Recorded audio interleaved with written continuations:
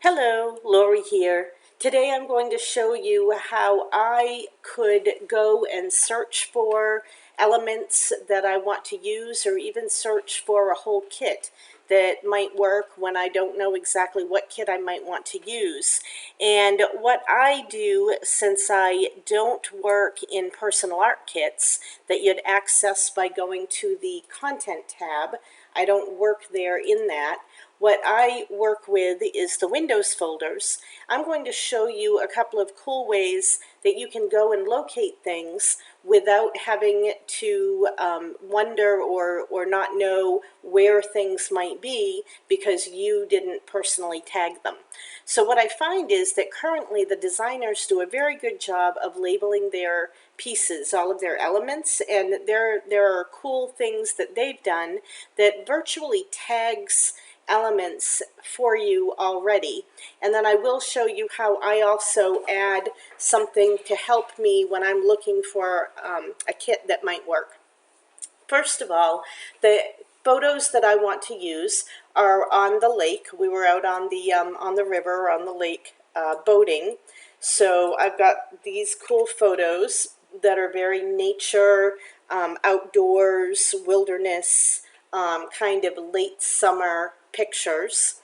So what I'm going to do when I go to my Windows folder, and to begin with, I'm going to just go into my current things. Maybe I want to look for current, and I'm going to head into my Pickleberry Pop folder. So I have a lot of kits that I've gotten since May from Pickleberry Pop. So if I want to use one of those that I already have, what I will do is right here in my Windows folder in this search bar, I can put in whatever word I want and I can look. So if I were to type in the word lake, I might see that in this particular folder, I've got nothing that specifically says lake. But if I were to type in water, I'm going to start seeing things that are labeled water. Now these labels might be ones that I added, and I'll show you that in a moment, but they might be ones that are actually part of the element name. So when Fayette made her beach therapy kit, she's got the word water in the file name for these certain pieces. Now if I go to view, and I make sure I'm looking at large icons, I can actually see these better. So say I were to want a whole kit revolving around water, I could come open up this one. Now, what I want you to notice is it's got the designer name, Fayette, and then the kit name, which is Beach Therapy, and after that I put a dash, and then I'll put certain keywords that I can use to look for kits that I want to use, doing this exact same search function later on. So if I'm looking for something with pictures at the lake, with water, with nature, with outdoors, maybe summer, wilderness, any of those words I could type in here and I could look. So let me just close that out again for a moment, and I'm going to go somewhere else. I'm going to go back out into my DigiKits, and before May, I bought a lot of things from Pickleberry Pop. So you can see that I've got all of these things from Pickleberry Pop. So let's try the same thing. If I were to type lake in here, we can see that there's still no items in particular, but then if I type in the word water, I'm going to get a lot of hits. So I'll go to view and I will go back up again to large icons so I can see what my choices are. Now I like also that I can see a lot of different things all at one time, which helps me get an idea if I might want to actually use the whole kit. So say I see these flowers, and these are beautiful flowers. Perhaps I want these flowers on the page that I'm making. I could right mouse over this element and I can do one of two things. If I go to properties, and when the box comes up for properties, I can look at this location and I can know which kit it is. So do you see if I hover over it? It's in Pickleberry Pop, of course, that's where I'm searching. And then it says PBP-Laura Berger-Magical and Majestic. That's the name of the kit. So now I could open up another window and I could go get that kit and work straight from it. Now, another thing that I could do instead is right mouse and I could just say open file location. Now that will go open the entire file, and when I do that, I can see exactly how beautiful all this kit is, and it may very well mean that this is the kit that I'm going to work with, because it caught my eye from the element, from the tag that I want, and I know this kit is entirely on theme, so it makes it really easy to just kit scrap. I tend to be a kit scrapper. Now, what if I was looking for something specific? I am going to go back to Pickleberry Pop, and what if I were to want a fish? I can type in fish, and now I'm going to go back to View Large Icons. Here are all the fish now labeled by the designers. So since they are, I can use the work that they did by labeling, and I can go in and easily see what there are for fish. Now I'm going to get some things that maybe don't fit into my criteria. In this case, I've saved an idea and the designer's name, ended with the word fish. Or up here, these are fishing swivels, so the word fish is within the search term that I used.